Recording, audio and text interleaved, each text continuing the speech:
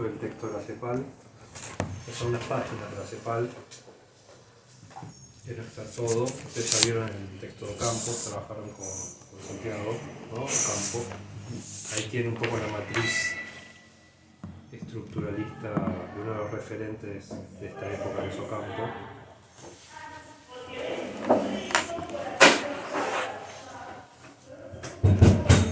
Pero me parece que en ese texto de CEPAL está planteado de un modo como más enfocado y más preciso el concepto de cambio estructural. Y quiero que hoy trabajemos ese concepto.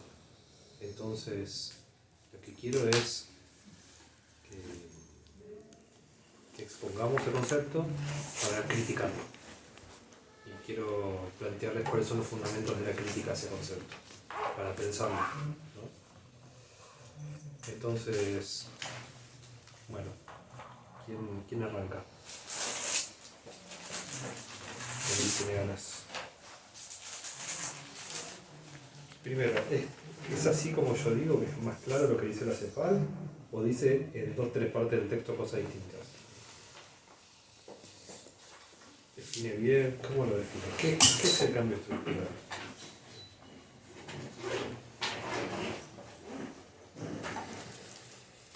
Yo me anoté que es salir del modelo de eficiencia estática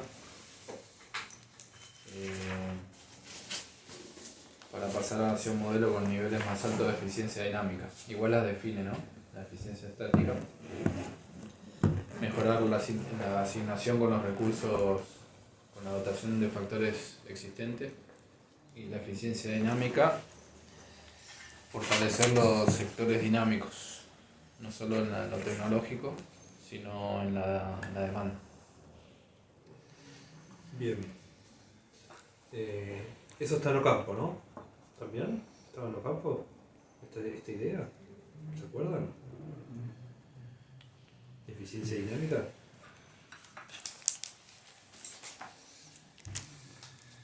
Sí, dice algo de la dinámica, pero no me acuerdo ahora.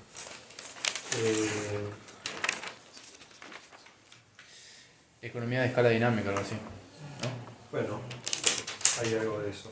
Bueno, ¿qué más? ¿El resto? ¿Puedo anotar algo? No, hablaba de una eficiencia schumpeteriana también, en términos de como que hay que un derrame del conocimiento, ¿no? En torno a los sectores productivos. ¿Y qué entendemos por eso?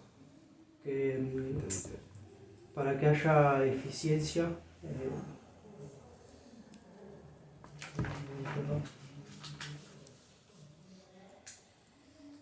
que no se quede solamente como en la punta de la pirámide, sino que se derrame, que se difunda y que hayan capacidades para el conjunto de la economía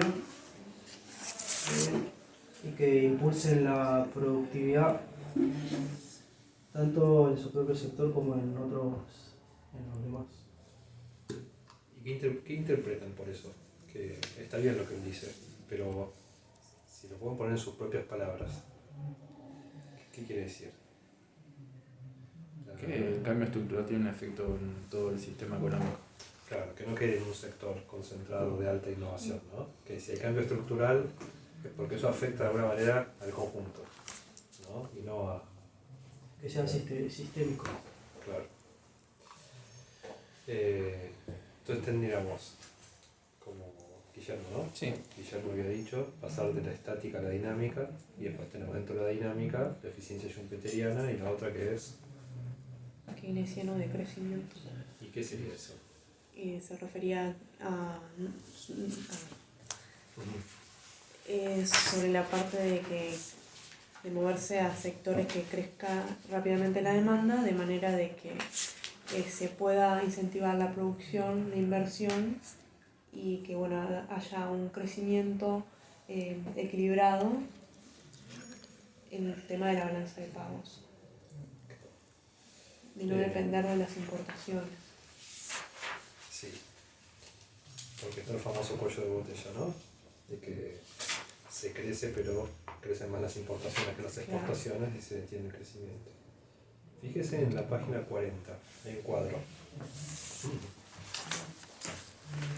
Ahí un poco resumen, con la posición principal.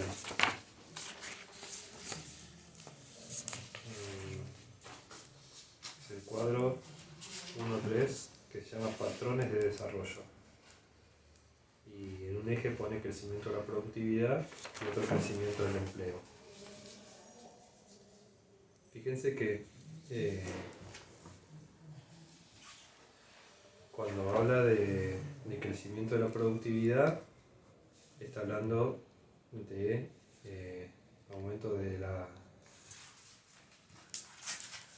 Está ligado más a la idea del progreso técnico, ¿no? A la idea de la eficiencia schumpeteriana.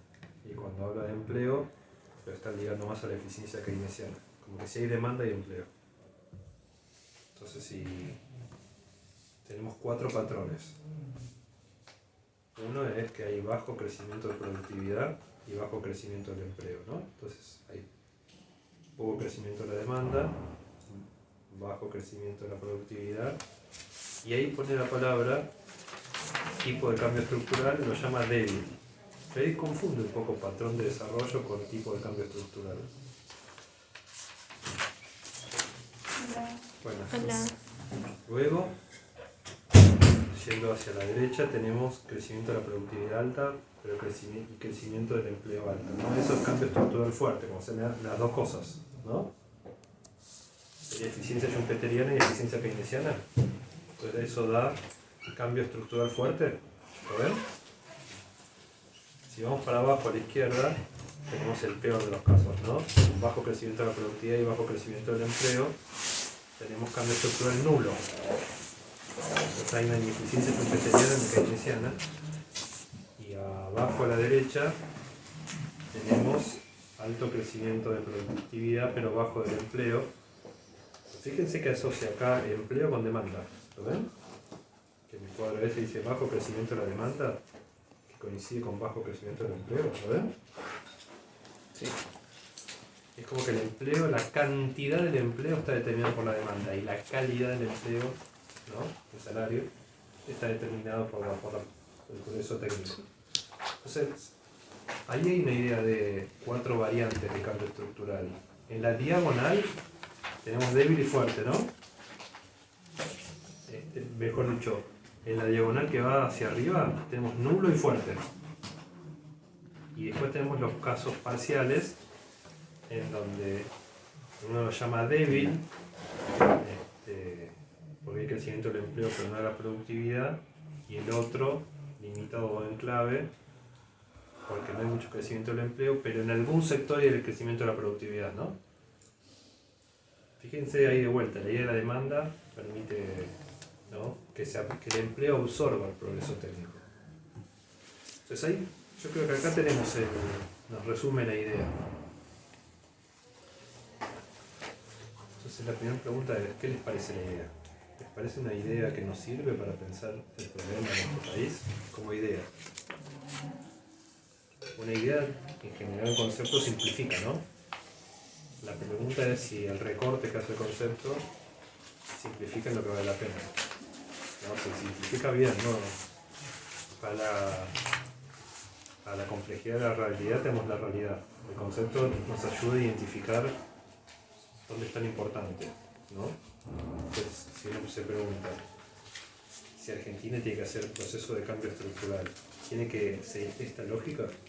¿Les parece razonable?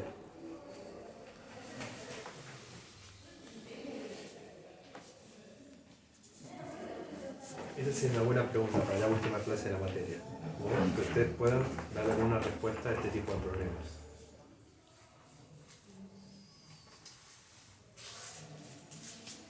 Si no pueden, no se preocupen, vamos a trabajarlo juntos, estamos en la clase, ¿no? Todavía no terminó la materia, no estamos en el examen. Vamos a trabajarlo hoy, tenemos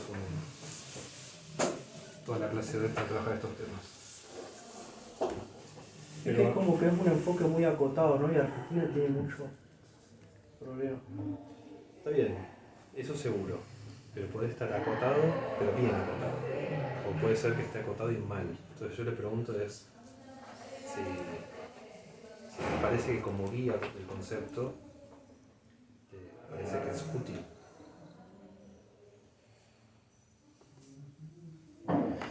mí me parece que plantear una mejora en la asignación de los recursos por ahí es posible, pero no es suficiente para generar un desarrollo económico, una eficiencia, ¿cómo se diría?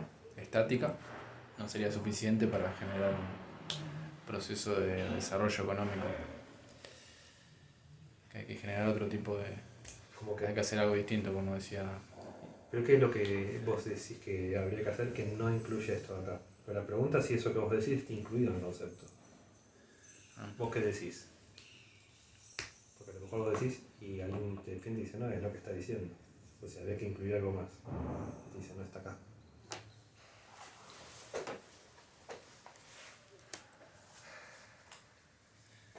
Bueno, recapitulemos. Recapitulemos de la materia. Para poder llegar a esta pregunta.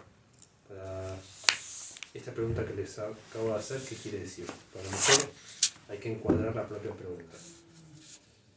Habíamos visto en la primera parte de la materia la idea de cambio estructural. El viejo estructuralismo de Previ, si se acuerdan, ¿no? ¿Qué era el cambio estructural? Pues si no lo ubicamos en una discusión, no entendemos la pregunta. Entonces, lo primero es, esta pregunta no es nueva. Ya fue formulada, ya fue respondida de una manera, y esto que está diciendo acá está dialogando con lo anterior. Entonces, si no tenemos en cuenta que está dialogando, no sabemos qué está introduciendo de nuevo. El cambio estructural me parece que en aquel momento tenía mucho que ver con la industrialización y la tecnificación. La tecnificación de la industria y también la industrialización del campo. Claro, digamos que la tecnificación estaba incluida en la industrialización, ¿no? Entonces era un proceso de industrialización que era crear industria, pero también industrializar las otras actividades, como bien decís vos. Pero había una idea muy clara de que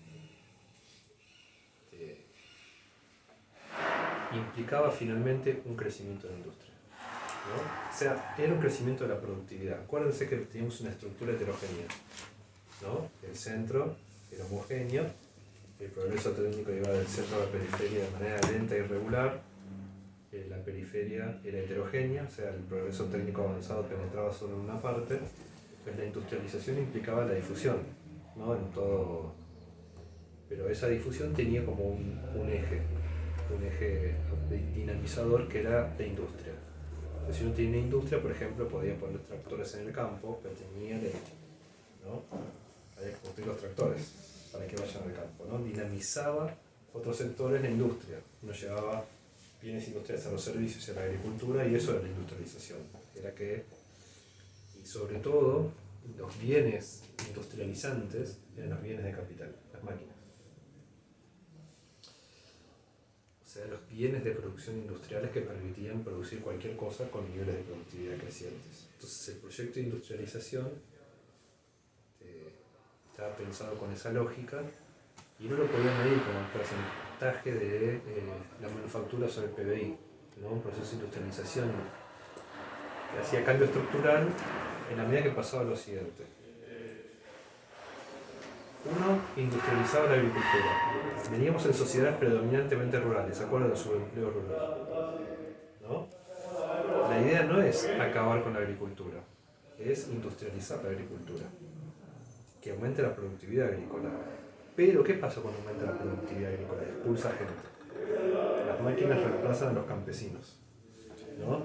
Cuando tecnificamos, se vuelve más capital intensivo y tenemos una enorme masa de trabajadores que trabajan en el campo que van a la ciudad. Entonces, el movimiento del cambio estructural es también un movimiento demográfico, ¿no? Hay gente que va del campo, es la urbanización, y la industria tenía, así decían los teóricos, la capacidad de aumentar la productividad pero absorber mano de obra, no expulsarla.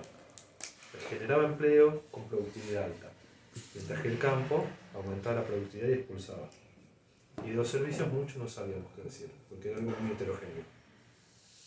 Entonces crecía el porcentaje de empleo industrial sobre el empleo total y de valor agregado industrial sobre el PBI, porque se producía este movimiento del cambio estructural, que era como una reasignación de recursos, ¿no?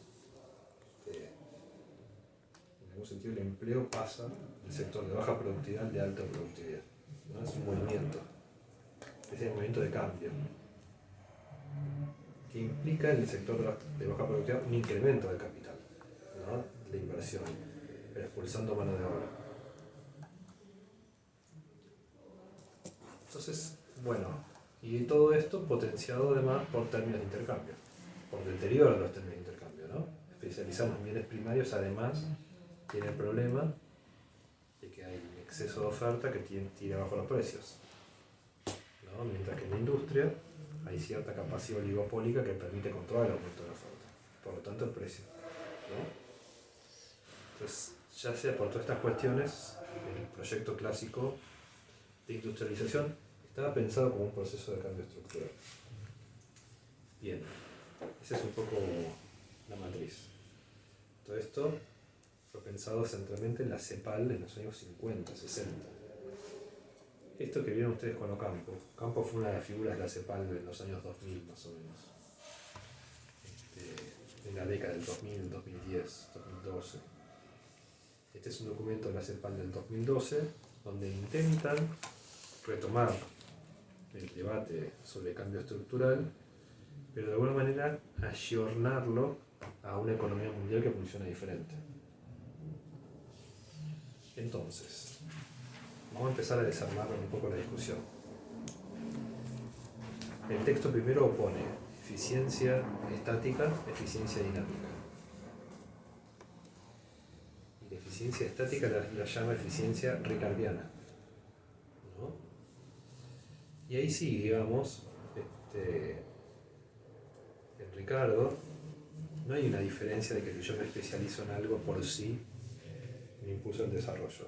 Es como que si cada uno se especializa en lo que está relativamente mejor dotado, todos nos beneficiamos. O sea que por definición no hay cambio estructural. O sea, no hay necesidad de cambio estructural. Porque en todas las actividades yo puedo alcanzar el máximo de eficiencia, de ingreso, de bienestar. Entonces me parece muy importante el punto de decir que cuando estamos pensando en términos de cuestión estática, no va a cambio estructural. ¿Por qué? Porque de alguna manera la tecnología está dada, ¿no? Ya sabemos eso. Se trata de utilizar la tecnología dada para producir de modo eficiente. Si la tecnología está dada, no hace falta cambiar de lugar a donde hay condiciones de producción diferentes, porque están dados y son más o menos iguales para todos.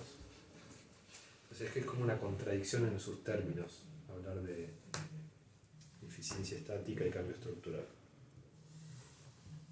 Entonces estos autores ya hacen, para mí, hacen una primera concesión a la discusión, que supone que es quedarse con la palabrita eficiencia, porque quieren oponer eficiencia estática a eficiencia dinámica. Y nosotros cuando pensamos en eficiencia estamos pensando en eficiencia estática, ¿no? Pero quieren como quedarse con la palabra eficiencia y la quieren poner en términos dinámicos. Y abren esta doble discusión de llamarla schumpeteriana y keynesiana.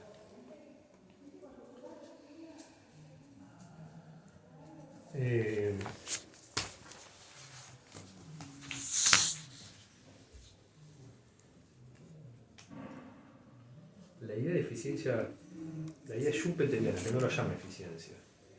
Schumpeter, hay un texto que lo explica muy claro, que dice lo siguiente.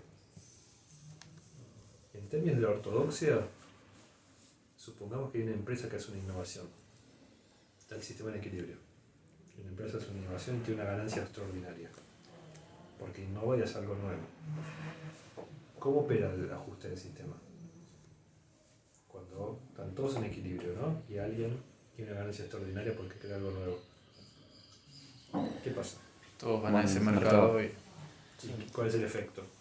Se equilibra. Se equilibra, porque son fuerzas endógenas, ¿no? Entonces cuando hay algo exógeno que altera, la propia dinámica interna vuelve a... Dice Schumpeter, ¿qué pasa? Están todos en equilibrio. Esta es una innovación.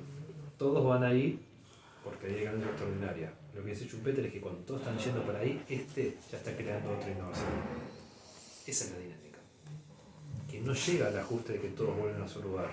Que en el medio que se empieza a producir el ajuste, hay un desajuste nuevo. Entonces, este que ya había innovado, cuando todos van por ahí, vuelve a innovar. Entonces cuando estos llegan tarde. Porque este ya hizo otra innovación. Estos ven que llegan tarde y lo van a buscar. Pero ya está el otro en movimiento. Esa es la dinámica. Es pensar la economía no desde el punto de vista del momento del ajuste, sino del momento de la ruptura, del desajuste. Entonces, son los dos momentos. La economía intenta licuar la diferencia, pero a la vez los actores provocan la ruptura de la diferencia. Esa sería la cuestión schumpeteriana. Ahora, ponerlo en términos de eficiencia es un problema, porque no sé si eso es lo eficiente. Es algo que rompe, es una apuesta que puede funcionar bien, puede funcionar mal, ¿no? La eficiencia sería el otro movimiento, ¿no? El movimiento de que todos buscan ajustar. Esa es la búsqueda de la eficiencia.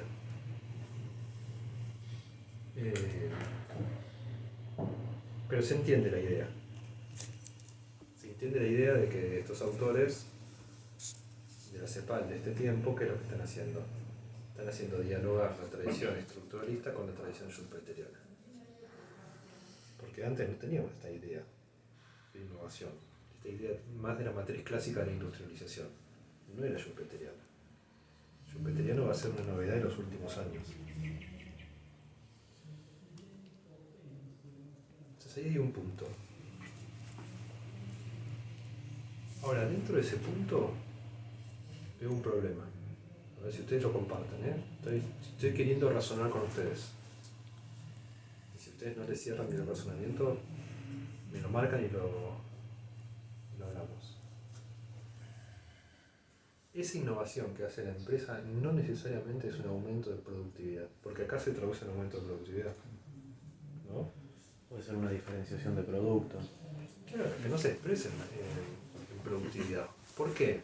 ¿Por qué necesariamente la eficiencia schumpeteriana, la innovación, se expresa en aumento de productividad? Acá hay un problema importante de querer reducir a la cuestión de la productividad. De hecho, lo que podemos ver que los grandes centros de innovación mundial no necesariamente son más productivos, sino hacen cosas distintas. Y esa distinción no es menor. No es menor. Ahí se mezcla un poco el viejo concepto más industrial de que lo que importa son los procesos productivos, es la productividad de los procesos. Como si los diseños de productos se difundieran rápidamente y lo que diferencia es la productividad de los procesos, ¿no? Ese es el supuesto implícito. Rápidamente todos podemos copiar los productos, el problema es quién lo vende más barato, porque es más productivo, ¿no? Entonces, en este cuadrito queda claro, ¿no? Que la eficiencia schumpeteriana se traduce en crecimiento de la productividad. Es esa la relación. Hay una reducción bastante violenta de la innovación a la productividad. Entonces, yo quiero plantear ahí un problema. Y después la otra es lo que llama eficiencia keynesiana. Pero de vuelta, ¿qué dijo Keynes? ¿Qué tiene que ver con Keynes? Keynes planteó en un marco de economía nacional el problema de la insuficiencia de la demanda agregada. Es decir, que cuando la economía tiene algún desequilibrio que lo pone en pleno empleo, puede ser que haya situaciones en donde por sí sola no vuelva al pleno empleo. Esta fue la escena de los países desarrollados en los años 30 en la Gran Depresión. Keynes estaba pensando ese problema. ¿Por qué la economía no volvía al pleno empleo? Si la teoría decía que volvía al pleno empleo, ¿no? Ese es el problema teórico. Bueno, esta no es una clase de macroeconomía, pero Keynes le da una respuesta macroeconómica, ¿no? Quiere decir que cuando, digamos así, lo que llamaba el animal spirit, ¿no? Digamos, el clima de negocios era muy negativo, ¿no? Se retraía mucho la demanda y generaba una caída de las inversiones. Entonces, el Estado tenía que ir contra ese clima. ¿no? Impulsando la existencia de una demanda para que los empresarios inviertan, ¿no? Porque si no se provocaba un ciclo en que los empresarios no querían invertir. Entonces el Estado suple esa falta de demanda efectiva provocando un reajuste. ¿Qué tiene que ver con esto? ¿Cómo describe acá la eficiencia keynesiana?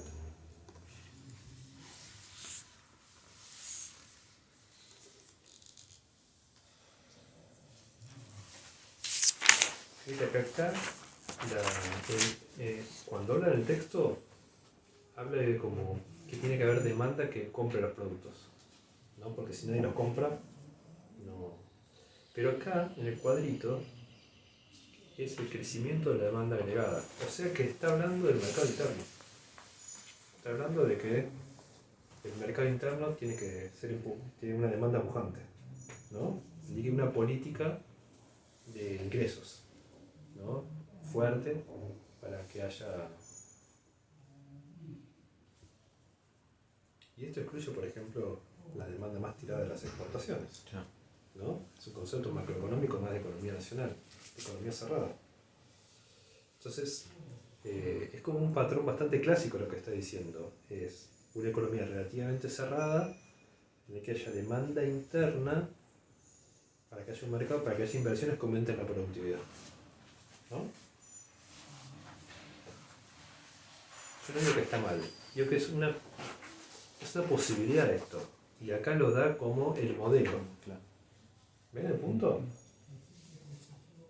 Y la CEPAL es importante, ¿eh? Estamos hablando de la institución que a lo mejor para hablar de cambio estructural es la más autorizada de toda América Latina y que viene con una tradición y dice estas cosas, ¿no? Entonces,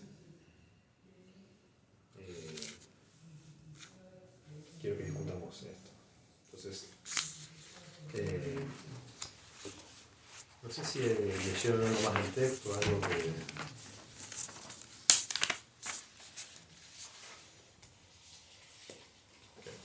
del texto que les haya quedado alguna duda.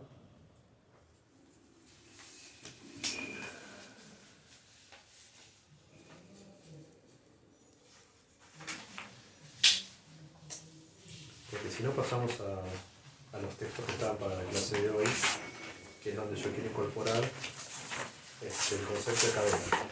Quiero que hoy trabajemos cadena para discutir esto. ¿Vieron ya el concepto de cadena global en alguna materia? Sí. ¿En qué materia? Creo que en estructura de la economía argentina, me parece. ¿Quién le da ahí? ¿A la Liga? Sí, creo que sí. Con Martín con Rodríguez, Miglio. con Miglio. ¿Qué te acordás que viste ahí de cadenas? Intuitivamente que la producción se organiza de una forma donde ya no es vertical adentro de un país. Por ejemplo, la industria automotriz quizás es el mejor ejemplo, Sí. o uno de los más utilizados, en donde se hace una pieza en un país, una pieza en otra, esas piezas se llevan a un tercer país y se ensamblan ahí, y en donde es como que cada país se especializa en la producción de una parte, más que en el producto terminado. Exacto. Bueno, hay un texto de Grefi, que es había dos para la clase de hoy. Uno es de Gary Grefi, que es como un referente de este enfoque de cadenas globales.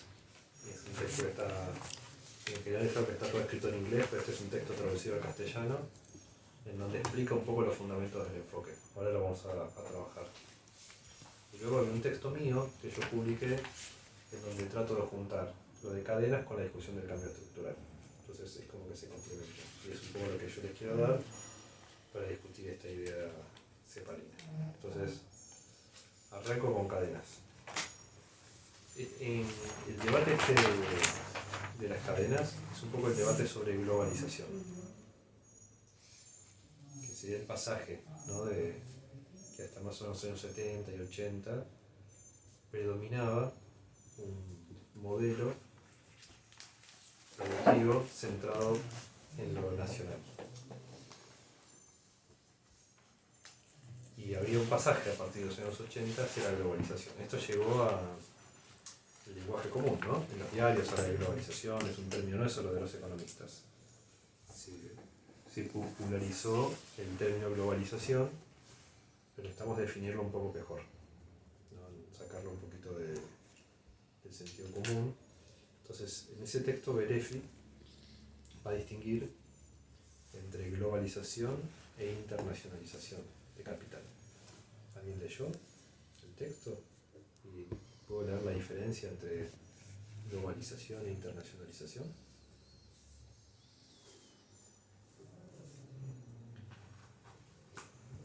Bueno, ¿sí? Sí. ¿Cuál es? Internacionalización se refiere a cuando, por ejemplo, las empresas salen de las fronteras nacionales. Y la globalización implica que además que ya salen de las fronteras internacionales, eso se organiza en un sistema productivo, ¿no? O algo así. ¿Se entendió? Es decir, internacionalización, si piensan en la palabra, es algo que ocurre entre naciones. Entonces, la idea es que se produce nacionalmente, pero se vende a otra nación, ¿no? Entonces eso tiene ya una historia relativamente larga. Procesos productivos centrados principalmente en el territorio nacional, estructurados en el territorio nacional, que abastecen a un mercado nacional o mundial. Ya en el siglo XIX, ¿no?, se armó este mercado internacional de bienes primarios por manufacturas, pero esas manufacturas estaban centradas en el territorio nacional. ¿Qué importaban? Bienes primarios para producir esas manufacturas, ¿no? Entonces alguien producía el bien primario, importaba, el otro importaba eso y producía la manufactura y la vendía. Entonces fue un patrón de producción nacional, a lo mejor algún insumo importado, a lo mejor algo importado, pero centralmente, ¿no?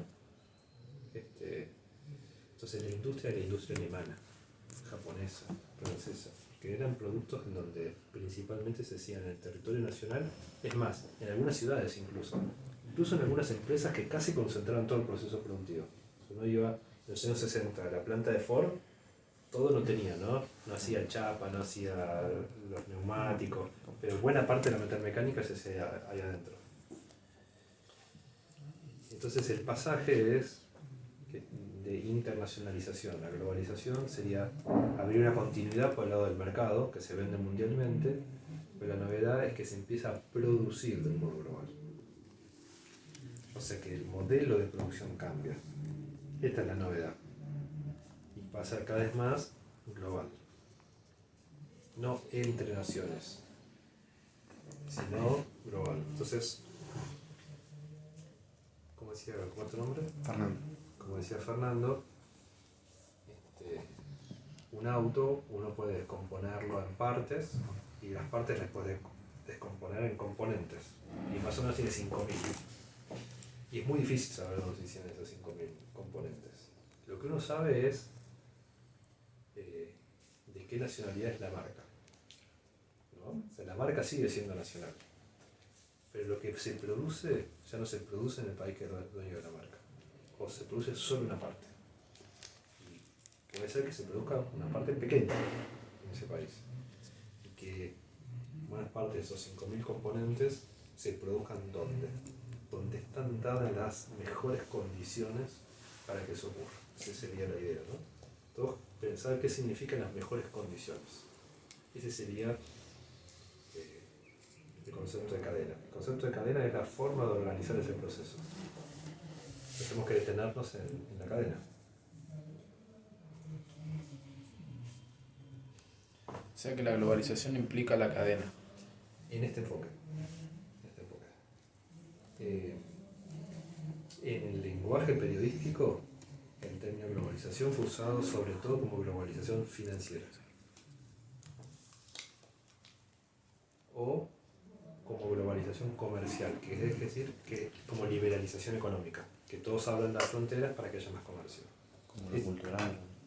Bueno, la financiera, que también se usó mucho, es sobre todo desregulación financiera, libre movilidad de capitales financieros, que fue potenciada por la revolución tecnológica, que uno aprieta un botón y se mueven los fondos, con la digitalización. Pero la globalización financiera tiene otra dimensión, que es que aparece un poder financiero global. No solo regulaciones financieras, sino actores que promueven eso, ¿no? Y un nuevo poder que son las finanzas. Las finanzas es el poder financiero que centra, ¿no?, su poder de movilización del capital financiero, ¿no?, y que tiene mucha fuerza para promover reformas que mejoren sus condiciones. Entonces ahí hubo toda una discusión crítica sobre financiarización y capital financiero, que es muy importante, que denuncia la globalización financiera. Cuando vean globalización financiera va a haber alguien denunciando, en general, ¿no? Van a haber otros que van a hablar de la globalización de las finanzas más como oportunidad de negocios también.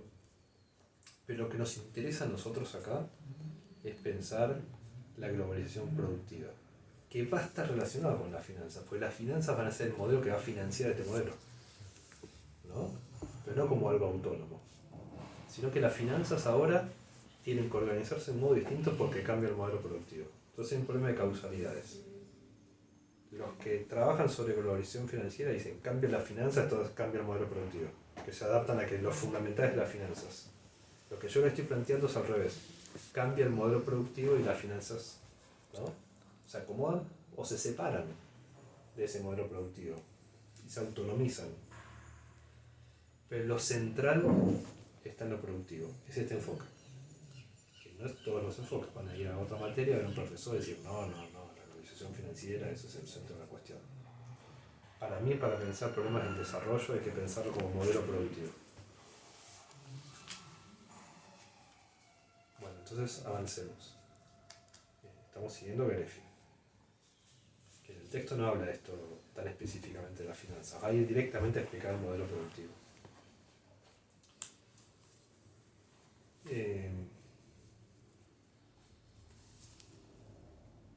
Gerefi va a decir que este proceso de globalización tiene dos partes.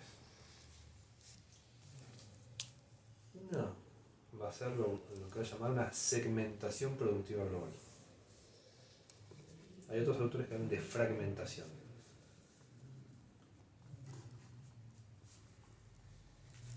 Fragmentación, segmentación. Aparecen nuevas palabras, por ejemplo, tercerización, por ejemplo, subcontratación, por ejemplo, offshoreización. Estamos hablando, son todas palabras que nombran algún aspecto del mismo fenómeno. ¿Cuál es el fenómeno? La producción que se lleva por fuera de la frontera. Offshore viene de ahí. Sí, offshore es fuera de la frontera. ¿Cuáles eran los otros que? Tercerización, subcontratación, claro, fragmentación, segmentación. Seamos más precisos, siguiendo Gerefi. Tenemos una cadena de valor. ¿Qué es una cadena de valor? Esto viene del lenguaje de los negocios, de Porter. Es que uno puede pensar la firma, la empresa, que hace un producto y que esos productos tienen una serie de etapas, ¿no? La sucesión de todas esas etapas es una cadena de valores, donde en cada etapa se agrega valor. Tenemos un insumo, tiene un procesamiento, tiene otros procesamientos, transportes, hasta. Entonces, desde el enfoque más de la administración y del management, cuando uno quiere organizar dentro de la empresa, puede separar las etapas y ver dónde están los problemas, dónde están las articulaciones, ¿no? Negocios, Porter. Este autor, inteligentemente, ve el concepto de cadena de valor, pero no lo quiere ver desde el punto de vista del management, lo quiere ver bajo un proceso de organización de la producción a nivel global. Fíjense, ven la operación que está haciendo, es un sociólogo, Gerefi, no es un hombre de management. ¿Qué es lo que ve? Lo que ve es que esa cadena de valor de una empresa que está integrada nacionalmente, integración vertical, ¿no?, empieza a desintegrarse. O lo que es lo mismo, a especializarse, ¿no? O sea, una cosa es la integración vertical, la otra es la desintegración vertical. Lo mismo que decir especialización vertical. Si yo tengo 5 etapas y me especializo verticalmente, quiere decir que me quedo con 2 o con 3 y dejo 2 o 3. O me quedo con una. ¿Con cuál se queda? ¿Con qué etapa se queda la empresa? Con la que agrega más valor. Exacto. Entonces ahí empieza un proceso muy interesante de diferenciación de las etapas dentro del proceso productivo. O sea que que no todos aportan lo mismo. Ahí empezamos a trabajar de otra manera. Entonces una empresa dice, a lo mejor de estas 5 etapas, estas 5 pueden ser 50, ¿no? No importa, te doy un ejemplo. Estas etapas son más simples y lo que requieren es producirse más barato. Entonces yo tengo que llevarlos al lugar porque hacerlas las puede hacer casi cualquiera, porque son simples. ¿Qué es lo que me conviene acá? Llevarlo a un lugar donde esto se produce barato. Pero a lo mejor esta etapa es más compleja, no la puedo llevar a cualquier lado. Tengo que ir a un lugar donde pueda tener la complejidad tecnológica para hacer esto. Y el que domina esa complejidad tecnológica es a lo mejor en que la competencia entre las empresas se imponga. Entonces a lo mejor este segmento de la cadena de valor es el segmento crítico, el segmento central, donde están las capacidades fundamentales de la industria. Entonces Greffi va a ver un proceso histórico donde las empresas empiezan a concentrarse en sus activos estratégicos y empiezan a los activos no estratégicos a hacer ¿qué? Subcontratarlos, tercerizarlos, offshoreizarlos, segmentarlos, fragmentarlos. Pero todo tiene como punto de partida una diferenciación dentro de lo que hace la cadena de valor. No es todo lo mismo. ¿Qué ejemplo se les ocurre? Pensemos en algún ejemplo. Esto ayuda a pensar el problema. Pensemos cualquier producto. Bueno, el autor da el ejemplo de la cadena de textiles, ¿no? Por De ejemplo. calzado, por ejemplo, no sé, Nike. sería. Pensemos Nike, es un buen ejemplo. Cadena de valor de Nike, ¿qué es lo central y qué es lo no central? Bueno, él plantea la comercialización, por ejemplo, es algo central para la empresa. Y la comercialización está pensando en la publicidad, en la marca, Claro. en comunicar, ¿no? No tanto la producción. Está pensando en el diseño y la marca, en la comercialización, ¿no? Ahora, después tejer la zapatilla, eso que todavía las máquinas no pueden hacerlo automáticamente, tienen que llevarlo a un lugar donde haya gente que todavía está cosiendo la zapatilla. Lo llevamos a Bangladesh, donde el salario es bajísimo. Ahora, el diseño y la marca y la publicidad tengo que dejarlos donde están las personas que puedan marcar la diferencia frente a Nike, frente a los otros, ¿no?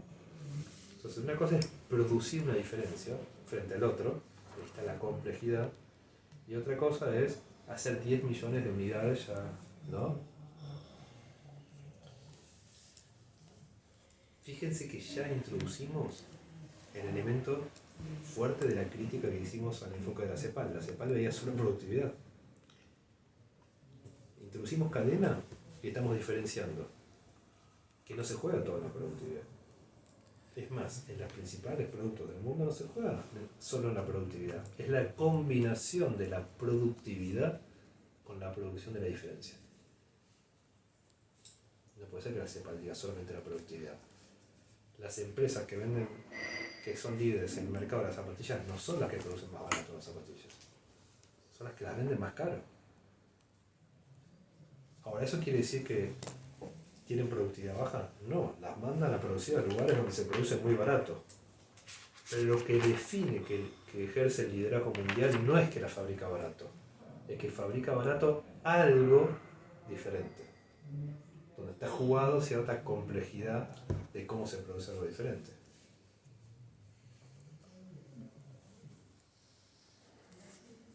Entonces pensemos más casos, porque esto da para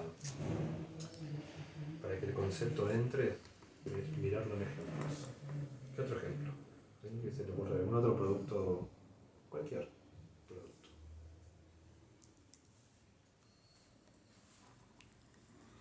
La electrónica. Por ejemplo, ¿qué producto de electrónica? Un celular. Bien, pensemos el caso de Apple. ¿Cómo es la cadena de valor de Apple?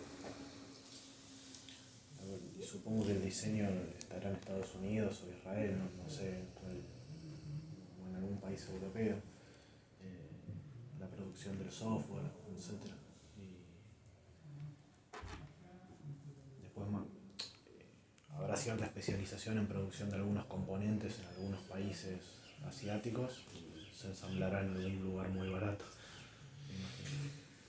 Exacto, y se comercializa luego, ¿no?, la empresa, ¿no? Entonces, tenemos en Estados Unidos que tenemos el sistema de ciencia y tecnología más desarrollado del mundo, con proyectos de investigación donde surgieron las tecnologías más disruptivas. Por ejemplo, la tecnología esta touchscreen, que es lo que hizo del iPhone, lo que es, ¿no? Que fue el primero que tuvo. Ustedes no sé si llegaron no llegaron a ver eso, ¿no? Pues son muy jóvenes. No, sí. El momento, eso fue creo que 2011, Sí. cuando sale, ustedes son chicos, 2011. Sí. ¿No? ¿Se acuerdan de lo que significó el teléfono que con el dedo tocado? Un antes y un después. Esa tecnología fue desarrollada por una universidad con el Departamento de Defensa de Estados Unidos, en un proyecto que luego le transferieron a la empresa. Entonces fíjense que no es que es la empresa que opera en un lugar donde es posible eso. No es que la empresa desarrolle esa tecnología, es un proceso social. Lo mismo que la industria farmacéutica. Entonces, Pfizer saca la última vacuna contra el COVID. ¿Pero lo hizo Pfizer? Son proyectos entre las universidades, el Departamento de Salud de Estados Unidos, que llegan a desarrollar moléculas que cuando llegan a cierta instancia y requieren pasar a instancias regulatorias, lo toma la empresa. Pero si uno pone Pfizer en un país donde no hay ciencia, Pfizer se muere, porque no desarrolla sus propias moléculas. Entonces hay una parte de la complejidad que no es de la empresa individual, es del sistema en el que opera. Lo mismo podríamos decir de otro ejemplo de Nike o de Adidas. Los tipos que están desarrollando la marca, el diseño, están viendo las tendencias culturales, surgen de las universidades, surgen, ¿no?, en donde hay gente que tiene, ¿no?, la capacidad de analizar, de hacer esas cosas. ¿No? Es algo que ocurre dentro de la empresa, pero que la fuente es algo que pasa por afuera. Entonces ahí aparece la idea de los sistemas. Entonces, ciertas partes críticas de la cadena de valor se producen en países donde hay sistemas donde eso es posible. Por ejemplo, siempre me acuerdo del ejemplo de Mercado Libre, la empresa argentina, ¿no?, que es como una empresa que tiene un discurso muy empresarial y como que el dueño de la empresa siempre se queja de Argentina, ¿no? Se queja de que, ¿no?, como que si el país funcionara mejor, la empresa... Pero después uno se detiene a ver toda la gerencia y todo el management de la empresa son todos formados en las universidades públicas de Argentina, ¿no? Toda la gente que hizo crecer esa empresa, ¿no?, surgió de acá, no surgió en nuestro país donde no tenemos estas universidades tan fuertes. Entonces, más allá de que después los problemas que hay en Argentina, que todos sabemos que hay problemas por todos lados, ¿no? No hace falta ponerse muy quisquilloso para ver problemas por todos lados. Así todo, hubiese sido difícil que esa empresa hubiese surgido en otro país de América Latina donde no estaba esto. Porque fue inmerso en la estructura social que fue posible eso. Entonces, esta es una idea importante que la complejidad productiva es un fenómeno que excede la empresa. O sea, hay una empresa que comanda el fenómeno, ¿no?, pero se apoya en condiciones más generales. Si pensemos más ejemplos, los ejemplos van disparando conceptos.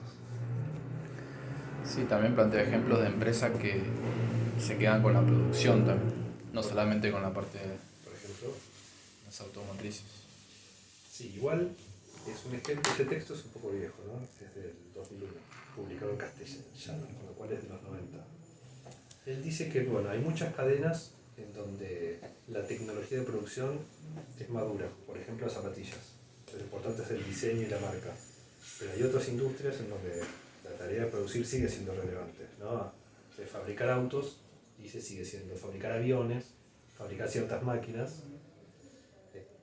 Sin embargo, en los últimos años lo que se vio es que incluso en esas industrias muchas tecnologías de producción están madurando, ¿no? Y Y las empresas automotrices son ensambladoras que son casi automáticas, que los procesos de producción empiezan a estar muy automatizados, e incluso en esas industrias el diseño y la marca cada vez son más importantes, ¿no? Hay como un desplazamiento. Pero a mí lo que me parece interesante del modelo de cadena es que nos permite ver más allá de la industria, porque todos me dieron ejemplos de industria. Pero yo les pregunto, Uber, ¿lo podemos pensar como cadena?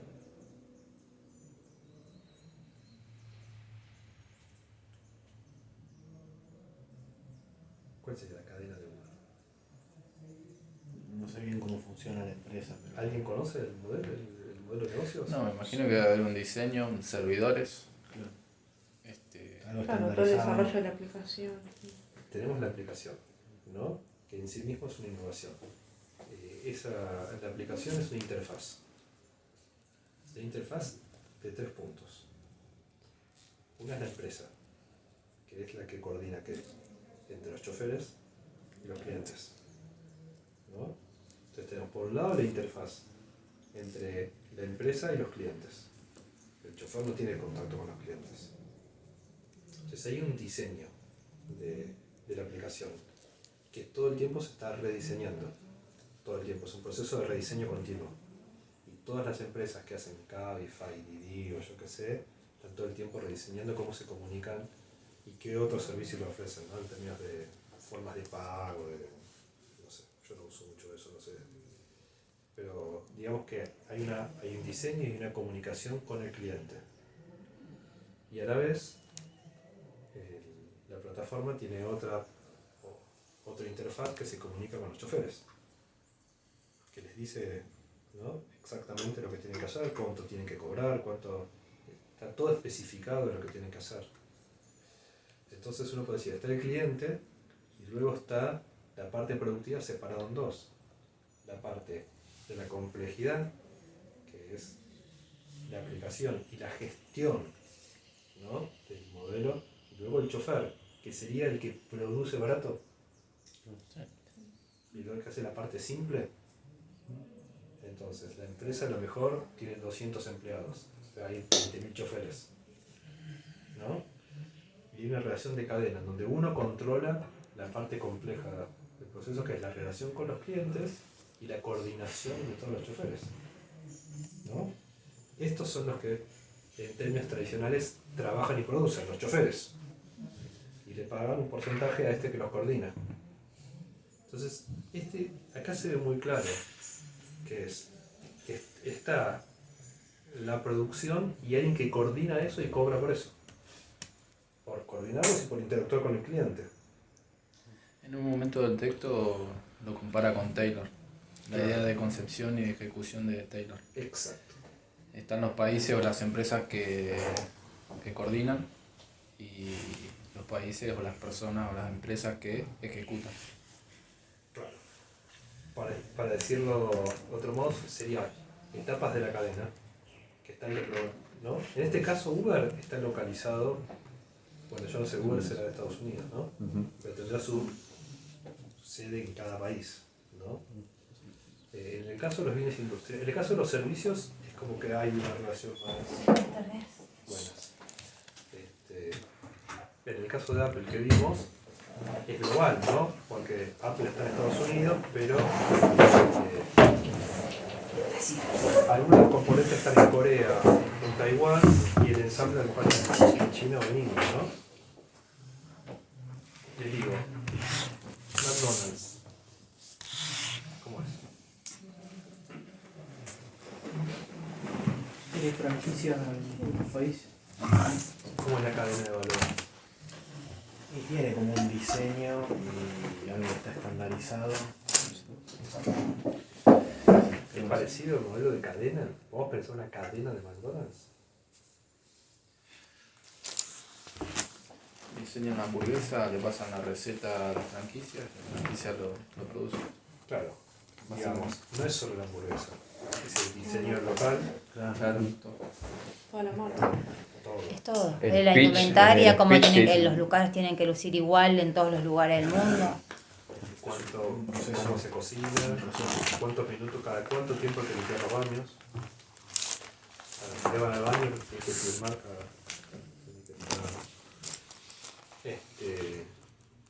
entonces está el que diseña, el que hace la etapa de concepción, ¿no?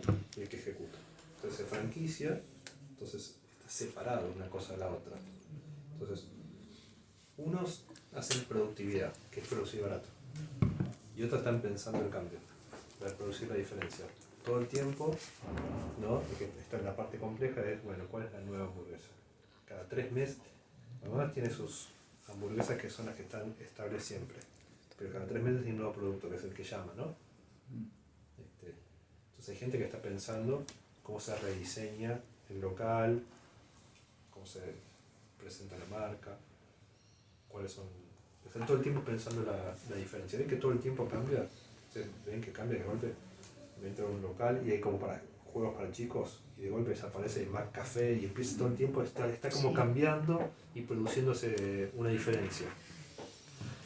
Como que la casa matriz central está produciendo la diferencia y los otros, que no tienen los franquiciados, que es como alguien que invierte, que no tiene la capacidad de producir eso,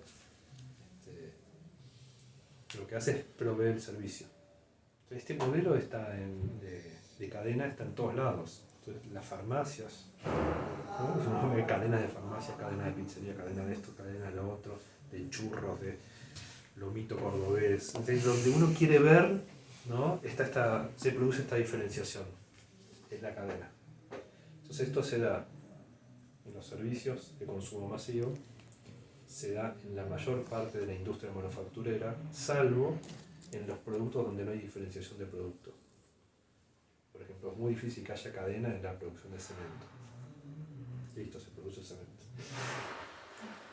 No hay separación entre producir nuevos cementos, ¿no? Si el producto no está diferenciado, no hay cadena. Entonces piénsenlo un poquito. La cadena es resultado de un proceso de diferenciación. Digamos, la cadena de valor, en donde tiene sentido económico separar una parte de la otra.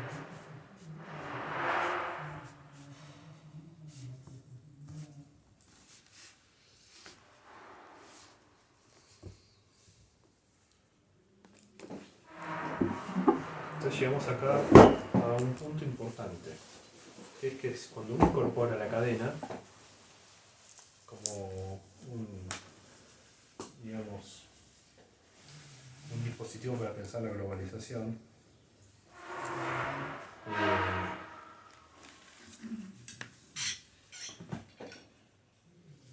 está pensando procesos de diferenciación productiva dentro de las industrias. Si vamos a nuestra matriz clásica del estructuralismo, la diferenciación era entre industrias. Industrias con alto potencial, industrias con bajo potencial. Hay que especializarse en las industrias de alto potencial. Términos de intercambio. Suben los precios de los bienes industriales en relación a los precios de los bienes primarios. ¿Cómo reformulamos esa afirmación teórica tan importante a la teoría del desarrollo con la cadena?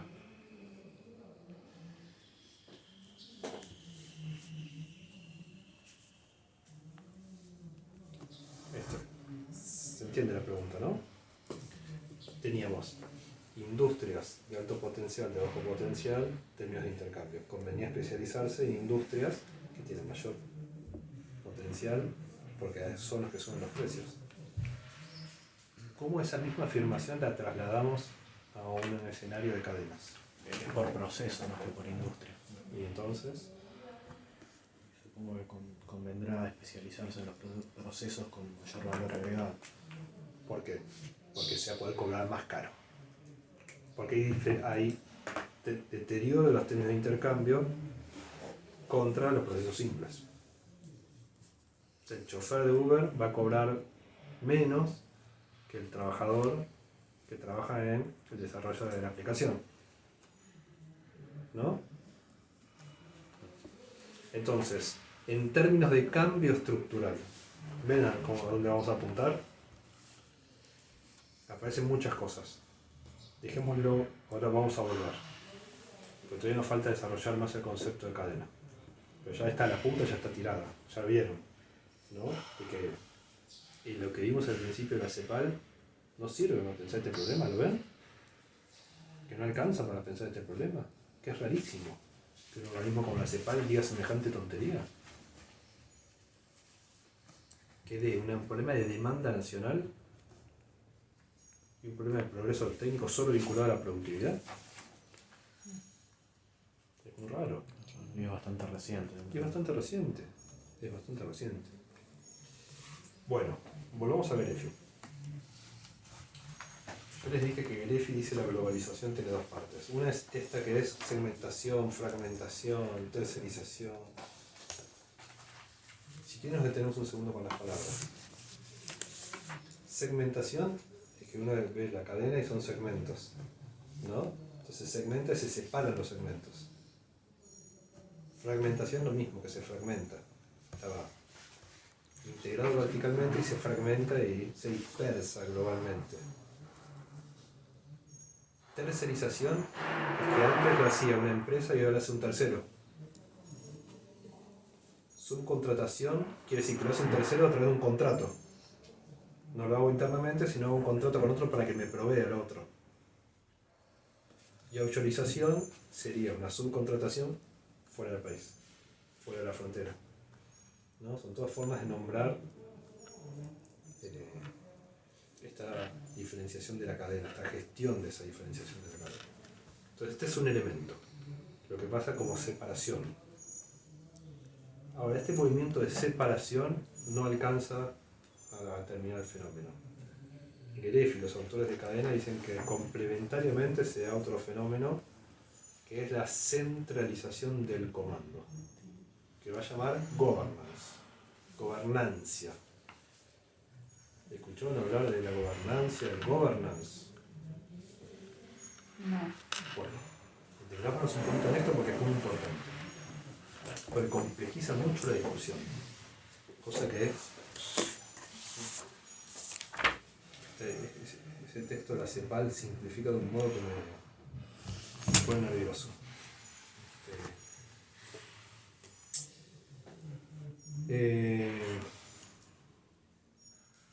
En inglés hay dos palabras que en castellano se dicen de una sola manera. En castellano se dice gobierno. Y en inglés se dice government, que es el gobierno. Y governance, que es la acción de gobernar. Entonces tenemos el gobierno y el governance. Ahora, el governance puede ser privado, no es necesariamente el gobierno. El Estado. Claro. Es la acción de gobernar. Entonces acá estamos hablando de governance, que quiere decir lo siguiente. Tenemos una empresa que tiene su cadena de valor y dice, estos segmentos de la cadena son los estratégicos, estos son no estratégicos, estos no estratégicos los tengo que llevar a un lugar en donde se produzcan a bajo costo. Esto es, ¿qué quiere decir bajo costo? En lugares donde se pagan pocos impuestos, donde se pagan pocos salarios y hay pocas regulaciones, por ejemplo ambientales, ¿no? De todo tipo. Tercializarlo, digamos. Tercializarlo. Bueno, que lo produzca un tercero, también podría ser que lo produzca la propia empresa en otro lugar, pero en general se produce a través de terceros, de un contrato, ¿no? Entonces se produce este primer movimiento que es la separación. Lo que va a decir Gerefi y esto de cadena es que hay un problema con la separación. Voy a ponerlo en términos dramáticos para que se entienda el problema. Y dramáticos en términos de lo que significa dramático en términos cinematográficos. Vamos a verlo de este modo. Apple va a decir, voy a lanzar el iPhone 4, ¿no? 2016. Entonces tiene sus cráneos, sus diseñadores, ¿no? Ahí haciendo la cámara de fotos mejor, el diseño mejor. Y está Steve Jobs, ¿no? Que es como la persona que encarna la producción de eso nuevo, que es el genio creativo, ¿no? Que es casi como una estrella del cine, ¿no? Es una estrella del mundo tecnológico, porque no es solamente un ingeniero, sino es alguien que le da a la marca una impronta personal, con valores que son muy valorados en ese momento en la sociedad. ¿no? Entonces está el diseño del producto, está el diseño de los nuevos componentes. Los coreanos tienen que hacer 100 millones de este componente, los taiwaneses 100 millones y los chinos tienen que ensamblar todo eso. Anuncian el lanzamiento del iPhone 4 con un mes de anticipación. En el teatro más importante de Estados Unidos, Steve Jobs va a hablar de lo que significa ese producto, porque tiene que producir una diferencia. Esa diferencia no está producida de antemano, se produce con un discurso, ¿no? Entonces se anuncia casi como el lanzamiento de una película. Está todo el mundo ahí, está lanzado, un mes antes ya están agotados en todos los negocios el iPhone 4, que cuesta $1000, todos los teléfonos cuestan 500, pero como produce esta diferencia vende a 1000, no a 500. Entonces todo funciona, pero supongamos que en China hubo un problema y no ensamblaron y no llegan. No llegan los teléfonos, estaba todo comprado, estaba el lanzamiento. Entonces, cuando separamos la cadena tenemos un riesgo, que es que no funcione. Que es que lo separamos, lo saqué de mi control, perdí el control de eso y el riesgo es que se desmorone todo. Hay un riesgo de que no funcione, ¿no? Es como si McDonald's no controlara bien el proceso productivo, entonces vende una hamburguesa cruda, viene un chico de 2 años, come la hamburguesa cruda, le agarra la Escherichia coli y el bebé se muere. Caen las acciones McDonald's de todo el mundo, no de esa franquicia. Caen las acciones de McDonald's de todo el mundo cuando pasa eso. Porque todas las mamás del mundo van a decir en McDonald's, a lo mejor mi hijo se muere. Entonces, si pasa eso es un problema no para el que lo franquició, es un problema para McDonald's global. Entonces el problema de fragmentar el proceso productivo es que se multiplican los riesgos de que todo falle. Entonces, ¿qué es lo que se requiere? Que la empresa líder, dueña de la marca, gobierne el proceso productivo, ¿no? Que esté a cargo del proceso productivo. Y aparece una novedad, que antes era gobernar lo que estaba dentro de la empresa. Eso se sabía hacer, el management explicaba cómo hacer. Ahora aparece una novedad, hay que gobernar lo que está fuera de la empresa, que está en otro país a lo mejor. Entonces las empresas líderes no son solamente líderes porque innovan, porque producen una diferencia, sino porque además de hacer eso, gobiernan la cadena.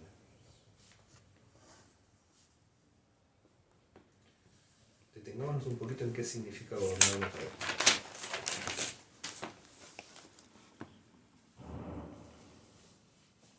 Se puede hacer una analogía entre governance y government. Esto es lo que va a hacer otro autor que se llama Kaplinsky, que no está acá, no importa. Yo lo cito en mi texto. El government está en las funciones de la división de poderes republicana. Poder judicial, ejecutivo y legislativo. Estos autores van a decir, gobernar tiene algo de eso, de cumplir estas funciones legislativas, judiciales y ejecutivas. Empecemos por la legislativa. La empresa líder, la dueña de la marca, tiene que decir la norma. ¿Te acuerdas de instituciones, no? Las instituciones tienen que producir la norma. Esto es, Apple le tiene que decir a los chinos cómo tiene que ensamblar. Le tiene que decir a los componentes, ¿no? McDonald's le tiene que decir a los contratistas cada cuánto tienen que limpiar el baño. Así que hay que producir la norma. Para estar dentro de la cadena, el subcontratado tiene que cumplir la orden del contratista. Entonces, si una empresa no logra hacer un acto legislativo, de decir, estar en la cadena significa todo esto, un manual, así, no hay cadena. La cadena es que yo tercerizo, pero el que le tercerizo le digo lo que tiene que hacer. Si no le logro decir lo que tiene que hacer, el riesgo de que falle es muy alto. Pero ¿se puede bajar la misma orden para todos los países? No, a lo mejor el acto legislativo tiene que ser específico. Depende del producto. A lo mejor hay productos que son más universales, a lo mejor en Uber los choferes de acá son más mañosos que a lo mejor de otros países, entonces se requiere una norma distinta, porque hay culturas distintas. Bueno, ahora hay que hacer actos legislativos para países con idiomas distintos, con sistemas impositivos distintos, con sistemas contables distintos, con culturas distintas. Entonces se empiezan a desarrollar servicios de ejercicios de las funciones de centralidad. Entonces, yo quiero poder lidiar con Tailandia. Entonces, si yo me instalo en Nueva York hay empresas especializadas en interactuar con sistema jurídico, fiscal, ¿no? En las grandes ciudades del mundo se instalan las grandes empresas porque ahí prestan servicios para poder hacer esas cosas, ¿no? Entonces tenemos empresas que son estudios contables que operan globalmente, ¿no? Estudios de abogados que operan con especialistas en propiedad intelectual que se instalan en grandes empresas globales, en grandes ciudades globales. Entonces las firmas, para poder operar globalmente, no pueden estar en cualquier lugar. Tienen que estar en lugares donde se ofrecen estos servicios para operar globalmente. Entonces, si una multinacional de Estados Unidos quiere operar en Sudamérica, y a lo mejor tiene que ir a San Pablo, porque en San Pablo es lo que va a tener ahí la infraestructura de servicios para poder lidiar con todos sus negocios en Sudamérica, o Buenos Aires, ¿no? Depende del sector, hay distintas ciudades, pero empieza toda una idea de que las ciudades también son un espacio de producción fundamental del modelo global, no el interior con las fábricas, sino los centros urbanos que gestionan procesos globales. Entonces hay ciudades que adquieren un carácter estratégico para gobernar el proceso productivo. Idioma, comunicación, publicidad, propiedad intelectual, bla, bla, bla, estándares ambientales. Ven que se empieza a complejizar el entramado en torno de una innovación. No es la innovación en sí misma, es todo un entramado de servicios muy bien pagos, en general. O sea, la empresa de abogados que asesora a una empresa global cobra, ¿no? Ese es el acto, dijimos, legislativo. Ahora, muy bien, tenemos el acto legislativo. El contratista no lo cumple. Es un problema. Le dijimos lo que tenía que hacer, pero no lo hace. Y si no lo hace, estamos en problemas. Entonces, tiene que asumir una función judicial, que es que tiene que controlarlo, y si no cumple, tiene que poder penalizarlo. O sea que la empresa tiene que poder, de alguna manera, estar cerca del proceso productivo, tiene que poder ejercer una amenaza sobre los subordinados de la cadena, que si no cumple lo echan. O sea, un chofer de Uber que maneja borracho, afuera. Porque el que se subió, sabes, un chofer borracho le cuenta a todos sus amigos, ¿no? Caen las acciones de Uber porque hubo un chofer borracho. Entonces, el primer signo, afuera. Poder de exclusión. Un contratista que no cumple a tiempo con los plazos de entrega, bueno, a lo mejor la empresa primero tiene que ver cuándo ya se empieza a atrasar. Claro. No tiene que esperar a que se atrase, tiene que controlarlo. Y además tiene que poder excluirlo. Tiene que tener pensado un reemplazo. No, fíjate que estamos hablando de una estructura organizativa que no es una estructura para gobernar la cadena. Y finalmente, la función ejecutiva. Por ejemplo, una innovación que quiere cambiar los estándares de los componentes. Y a lo mejor el subcontratista no sabe cómo producir un nuevo componente, porque tiene una parte que no sabe. Entonces hay que asistirlo, hay que ayudarlo. Entonces no solamente tiene que decirle lo que tiene que hacer o controlarlo, a lo mejor tiene que ayudarlo a que mejore sus capacidades, ¿no? El famoso desarrollo de los proveedores. Y que pueda asistirlo técnicamente para que vaya aprendiendo. O sea, la empresa va evolucionando y sus proveedores tienen que ir también, ¿no? Acompañando. Claro. Y eso se gestiona. O sea, el Ejecutivo no solamente financiaría, digamos, sino que además gobierna y ejecuta lo que no solamente dice lo que tengo que hacer, sino el cómo. Y ejerce el poder. Si no cumplís, te vas. Entonces ahí adquiere como otra complejidad la cosa. Fíjense que separan la de sobreproductividad. Estamos diciendo que una empresa argentina a lo mejor puede hacer un producto muy innovador, pero a lo mejor no tiene la capacidad de gobernar globalmente para hacerlo eso. Pues se requiere una estructura empresarial que no tienen. ¿No? Muchas empresas no lo saben, no pueden. O sea, los saltos de poder operar globalmente no son tecnológicos solamente.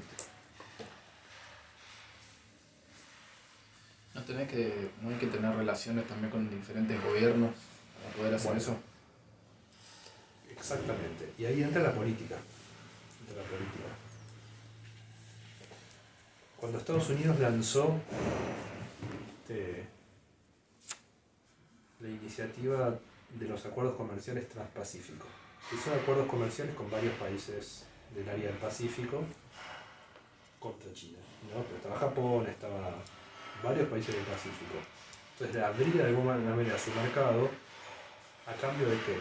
De que varios de esos países le reconozcan la propiedad intelectual de la industria farmacéutica de Estados Unidos. Entonces, para entrar vos tenés que firmar un acuerdo que reconocías que las patentes que estaban vigentes en Estados Unidos, en esos países las tenían que reconocer, ¿no? Y eso lo hacía el gobierno de Estados Unidos. No hacía solamente la empresa. Era governance más government. Yo en mi tesis de doctorado estudié Monsanto en Argentina. Entonces estudié un poco y al principio yo decía, Monsanto es una empresa que hace investigación y desarrollo, que tiene su inversión fuerte es hacer investigación y desarrollo en biotecnología. Y después dije, no, después lo vi, no gasta más plata en abogados, en tratar de incidir en que las reglas de los países aprueben sus procesos. Entonces uno va a Monsanto Argentina y es una empresa de abogados que están tratando de influir, ¿no? De lobistas, ¿no? Que están tratando de que sí tiene su laboratorio que hacen I+D, biotecnología, pero la estructura después es que me armen las instituciones para que yo pueda vender mi producto diferenciado ¿no? Que se pueda difundir. Claro, porque esto de gobernar lo que está fuera de la empresa es una tensión sí o sí con el gobierno del país, digamos. Exactamente, entonces aparece con la globalización un problema de soberanía, que es el siguiente.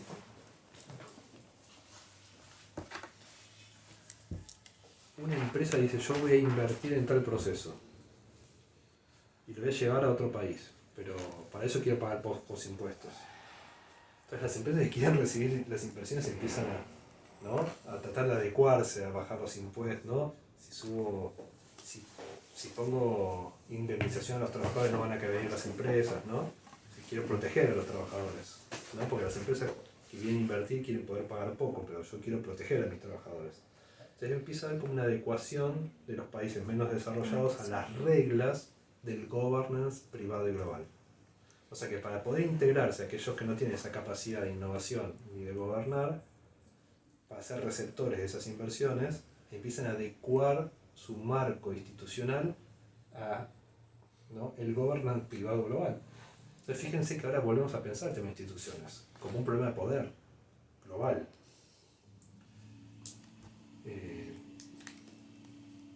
Entonces, claro, hay problemas de soberanía muy claros. Por ejemplo, en Estados Unidos, la industria electrónica offshoriza buena parte del ensamblado de computadoras en la maquila norte de México, ¿no? Entonces, una parte de electrónica donde empresas de electrónica pasan al norte de México a ensamblar. Entonces, en el norte de México prácticamente no les cobran impuestos y el salario es un 20% del que se paga en Estados Unidos, ¿no? Entonces, ahí se pregunta de quién ejerce la soberanía sobre ese territorio. Si las empresas dicen, bueno, hay que bajar esto, o es el Estado, hay una tensión ahí sobre quién fija las reglas de cómo son las cosas. ¿El gobierno puede cambiar las leyes laborales? ¿O hay una tensión sobre la soberanía sobre quién fija las reglas? Por ejemplo, no sé si se acuerdan, pero hubo un conflicto muy grande en Argentina y Uruguay por la planta de Bodnia. Sí. ¿Se acuerdan del río Uruguay? Sí. No fue hace tanto, ¿no? Aunque sean chicos, pero se acuerdan. ¿Vos te acordás o no? Ni idea. No escuchaste, ¿no? Como chico. Como no tenés más cara de chico. Era una empresa papelera finlandesa que tenía una planta con una tecnología que en Finlandia no le permitía. Uruguay tiene todo el sur de Uruguay sembrado de eucaliptos, que es la materia prima con la cual se hace la pasta celulosa para el papel. Entonces vinieron a instalar la planta sobre el margen del río Uruguay, pero del lado uruguayo, enfrente de Gualeguaychú, que es la ciudad de Entre Ríos, que es el balneario de Entre Ríos. Y la planta generaba olor y humo. Entonces vos tenías el balneario, tenías enfrente la planta gigante de procesamiento de celulosa, ¿no? Con humo y olor. De golpe el viento venía y olor a podrido. Y además se decía que Contaminaba el agua. Contaminaba. Entonces se armó, bien también a lo argentino, también muy dramático, ¿no? Entonces se armó toda la movida social de salvar la naturaleza. Y el gobierno uruguayo se puso del lado de Botnia, porque fue la inversión extranjera más grande de la última década. Eran más de $1.000 millones y le daba destino a toda esa inversión forestal. Entonces, ¿quién fijaba en la regla? Bueno, $1.000 millones y se impuso, ¿verdad? Se impuso. Había un reglamento del río Uruguay que decía que eso no se podía hacer. El gobierno uruguayo sostuvo y se quedó. Y esa planta está y ahora hay 3 plantas. En Finlandia esa planta no se podía poner. Para Uruguay era una inversión muy importante. No generaba mucho empleo, pero generaba muchas divisas. Todo eso se exportaba.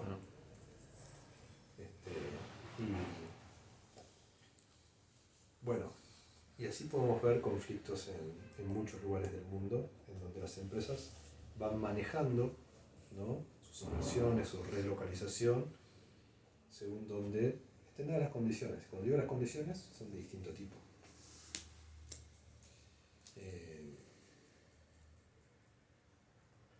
Entonces, retomando y resumiendo, enfoque de cadenas, está la separación, pero está el gobierno de esa separación. Sin ese gobierno esa separación falla. Esto es un punto importante. Entonces, las empresas globales que dominan el capitalismo mundial son las que tienen esta doble cosa. Son las que pueden dominar la complejidad porque operan en sistemas de innovación desarrollados y han desarrollado capacidad de gobierno a nivel global. Y a su vez, esta capacidad de gobierno privado y global interactúa con los estados nacionales del centro, ¿no?, con organismos internacionales que fijan reglas globales. Eso no quiere decir que haya armonía en los países del centro. También hay conflictos. Estas empresas privadas y globales entran en conflicto con los propios países del centro. Por ejemplo, las empresas de Estados Unidos, parte de sus ganancias no pagan impuestos en Estados Unidos, van a paraísos fiscales, ¿no? O hacen inversiones en lugares más baratos. Y no necesariamente las empresas de Estados Unidos invierten en Estados Unidos. Entonces con Trump eso fue un problema. Dijo, no, esto se acabó. Esto que las empresas invierten fuera de Estados Unidos es un problema para Estados Unidos. Tienen que volver. Claro. Hay una tensión. Porque hay cierta autonomización también de los propios estados nacionales, porque son enfoques globales. Pero de alguna manera, esos estados tienen capacidad de negociación. Estados Unidos le puede decir a Pfizer, si vos te vas, yo no te doy las moléculas.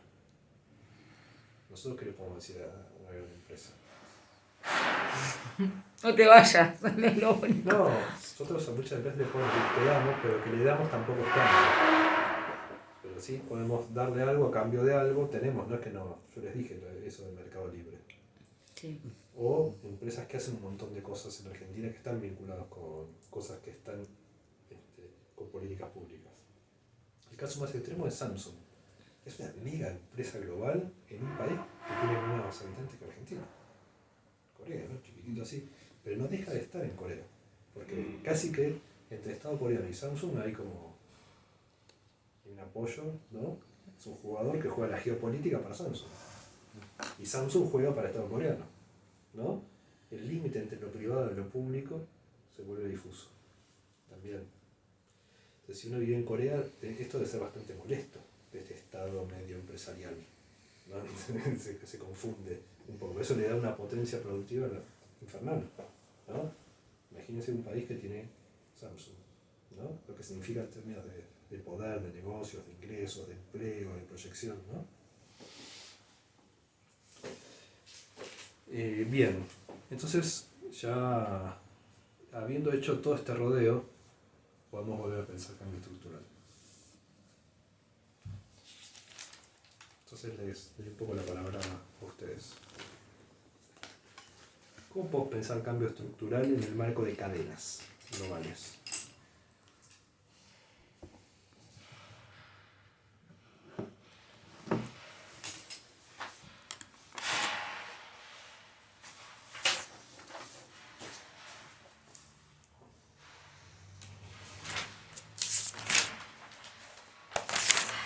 país tiene que integrarse en un segmento de la cadena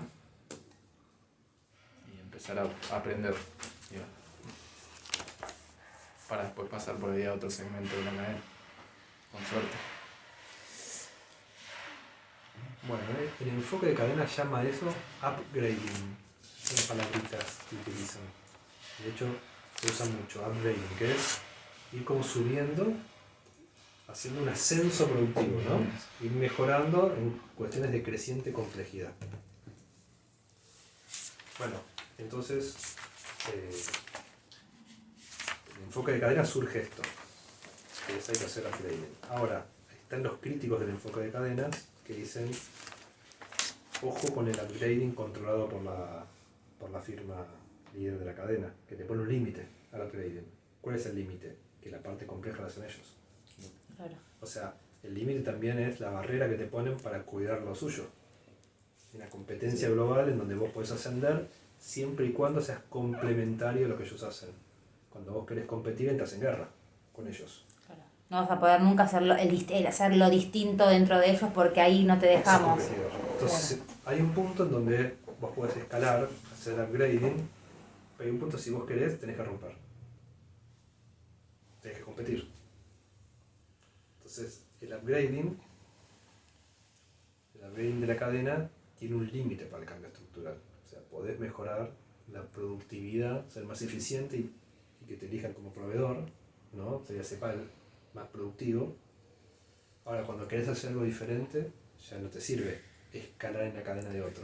Yo anoté algo porque lo que estás diciendo capaz que lo estoy interpretando mal, pero hay una parte del texto que dice que el cambio estructural hay que salir de la eficiencia ricardiana y pasar a la eficiencia dinámica y que no solamente pensar el cambio como una fortaleza tecnológica, sino también en función de la demanda. Pero yo pienso en función de la demanda, también pienso como en lo distinto, en lo que estamos diciendo ahora, entonces ahí es como me contradigo.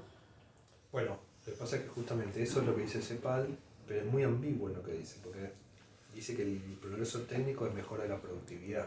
Sí. Y nosotros lo que estamos viendo, que con el enfoque de cadenas, No es solamente el progreso técnico. No solo que no es solamente, no es principalmente. No solo que no es solamente, sino que no es principalmente, que principalmente se juega en otra cosa. O sea, la cuestión de la demanda sí, pero no la demanda como está planteada ahí en términos keynesianos, de la demanda interna. De la interna, exacto. Sino de actividades mundiales en donde crece la demanda mundial de los productos. No es una cuestión de macroeconomía, es una cuestión de microeconomía. O sea que hay un límite a la difusión del conocimiento. Siempre están los que están en el plano de empujar la innovación y el progreso técnico, y su posición dominante está en controlar la difusión de ese conocimiento. Para ellos explotarlo y tener monopolio de eso. Pero eso cambia todo el tiempo, no tiene monopolio, se vuelve obsoleto, pero siempre el monopolio de algo nuevo, ¿no? Ese monopolio es esa diferencia de que venimos hablando. Es producir la diferencia y monopolizarla, para poder explotarla económicamente. Por lo tanto, poner una barrera a tus competidores. Esas barreras no funcionan mucho y hay que todo el tiempo inventar nuevas, ¿no? Pero ese es el proceso. Insisto, entonces, cambio estructural.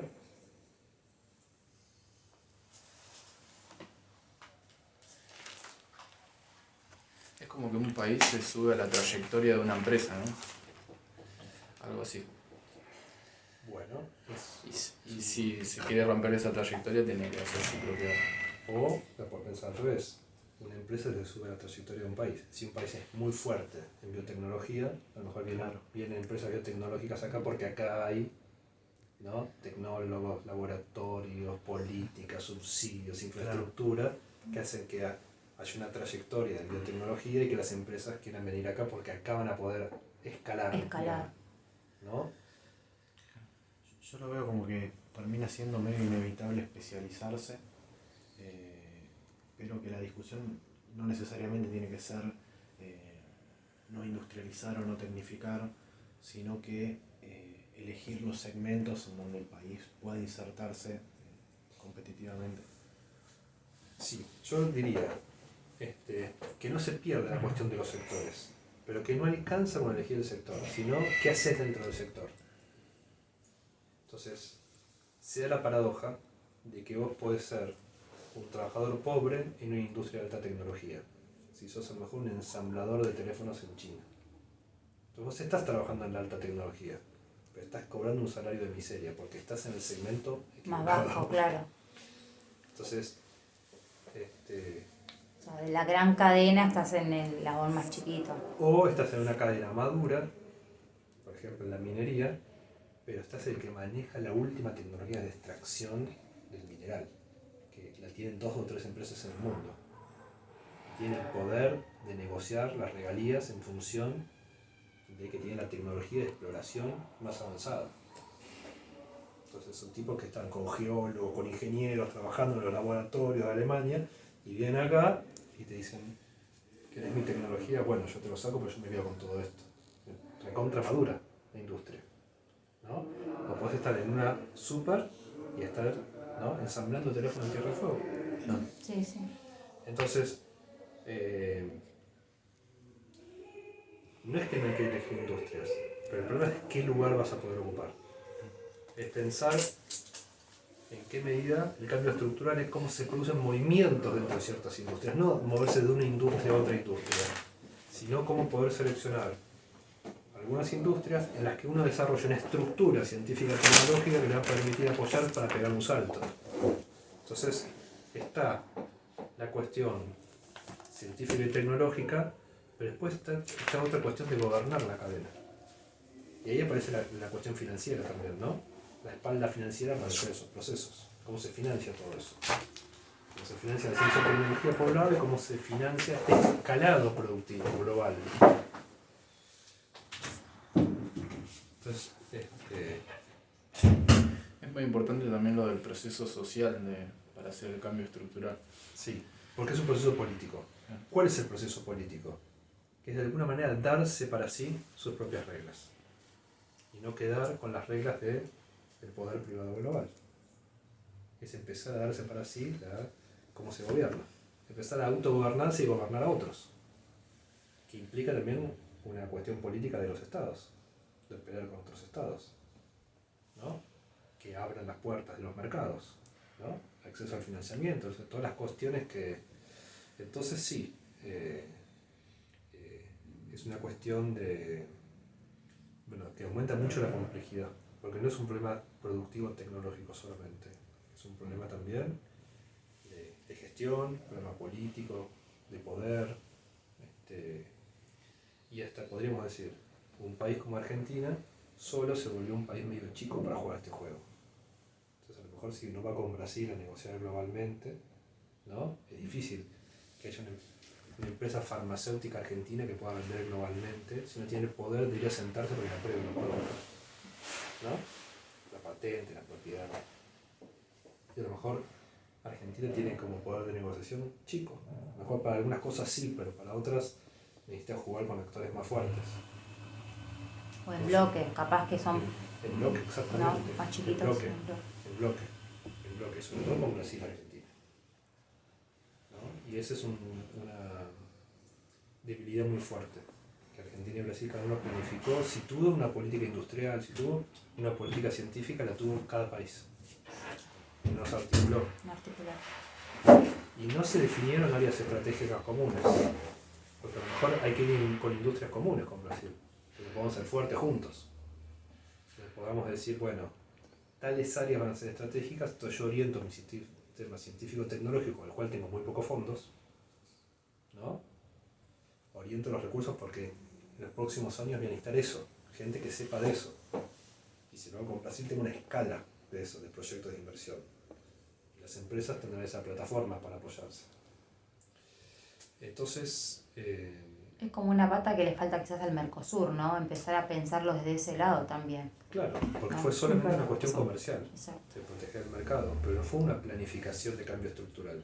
No fue un Mercosur que pensó cómo se proyecta hacia el mundo con alguna planificación. No hubo eso. No hubo, por los problemas políticos de cada uno de los países, pero cuando coincidieron gobiernos que tienen alguna visión de la planificación de lo público, ¿no? Porque luego están los gobiernos que dicen que no hay que planificar nada. Pero en los momentos que hubo gobiernos que tenían esa orientación, no lo llevaron adelante. por distintos motivos. Nunca se llevó adelante ni la integración energética de los distintos países, ni la integración financiera, nunca hubo un banco regional, ni la integración monetaria, macroeconómica, ni la integración científico-tecnológica, ni la integración productiva. ¿No? Yo creo que ese tipo de cosas tienen efectos sobre las trayectorias de nuestros países. ¿Qué es lo que se hizo en los momentos donde hubo mayor coordinación? Una coordinación política. ¿No? Por ejemplo, si venía Estados Unidos y quería imponer algo, bueno, se ponían de acuerdo un poco para decir que no. Por ejemplo, no al ALCA, ¿no? Ese tipo de cuestiones, ¿no? Que aparecieron, cuestiones de defensa cuando había una desestabilización de algún gobierno. En términos políticos funcionó, pero en términos de planificación económica no se avanzó prácticamente nada. Bueno, no me quiero meter en la cuestión política, porque quiero separarlo un poco y quiero que nos quedemos con la cuestión teórica. Porque la cuestión política, cada uno tiene su opinión. Entonces, acá no tenemos que coincidir nadie con nadie en las cuestiones políticas. Pero sí me parece importante que tengan presente este contrapunto entre esta visión más tradicional de la CEPAL, ¿no? La demanda interna nacional de la macroeconomía y la productividad como ejes, esta perspectiva más global que está centrada en otra idea de progreso técnico, que tiene con la diferenciación entre la productividad y producir lo nuevo, y la idea de comandar, gestionar, governance global, ¿no? Con las reglas de juego, las instituciones, como, ¿no? Que ponen en debate el desarrollo en otro lado. Bueno, yo creo que con esa frase ya puedo cerrar. Yo mi exposición, pero abro para el debate y las preguntas. Y si hay cosas que leyeron de los textos que no se hayan entendido o que quieran, tenemos mucho tiempo para que ustedes trabajaron, poder trabajar con ustedes. Mi exposición, lo fundamental ya está.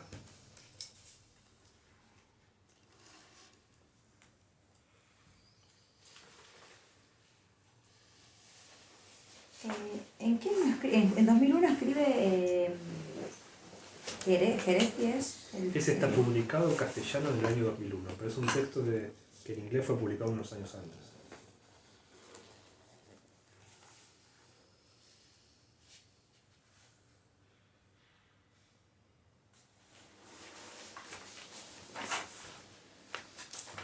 En el texto mío yo léanlo, porque lo que intento hacer ahí es como tratar de tomar todo el tiempo la discusión del cambio estructural, cómo era con el estructuralismo y cómo fue evolucionando a lo largo del tiempo y cómo se cruza eso con cadenas. ¿Está subido al Moodle el texto? Sí. ¿No? Sí.